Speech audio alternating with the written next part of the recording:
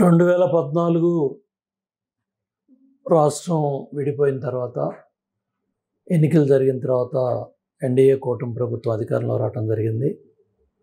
చంద్రబాబు నాయుడు గారు ముఖ్యమంత్రిగా పోలవరం పనులు పూర్తయ్యే లోపల ఎప్పుడైతే ఉన్న వాతావరణ పరిస్థితుల్లో నీటి ఎద్దడి ఉంటే ఏ విధంగా మనం కృష్ణా డెల్టా రైతాంగాన్ని ఆదుకోగలం, కృష్ణా డెల్టా రైతాంగాన్ని ఆదుకోవడంతో పాటు రాయలసీమ ప్రాంతానికి తాగునీరు వెళ్ళాలి, సాగునీరు వెళ్ళాలి.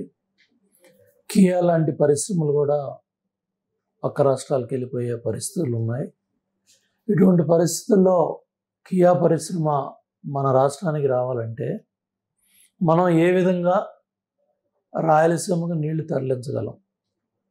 కృష్ణా డెల్టా రైతాంగం 13 లక్షల ఎకరాలు సాగు ఇబ్బంది రాకూడదు, తాగునీటి అవసరాలు ఇబ్బంది రాకూడదు, పరిశ్రమలు ఏకో రంగాలకు ఇబ్బంది రాకూడదు. వాళ్ళందరికి కూడా నీళ్ళు వెళ్ళాలి. అటు వెస్ట్ గోదావరి ప్రాంతం ఉంది, పరుచూరు ప్రాంతం ఉంది, ప్రకాశం జిల్లాలో, ఉమ్మడి ప్రకాశం జిల్లా, వెస్ట్ గోదావరి జిల్లాలో, అట్లాగే కృష్ణా గుంటూరు జిల్లాలో ఆయకట్టు ఉంది. సుమారు 13 లక్షల ఎకరాలు పైగా ఆయకట్టు అవుతుంది ఆథరైజ్డ్గా.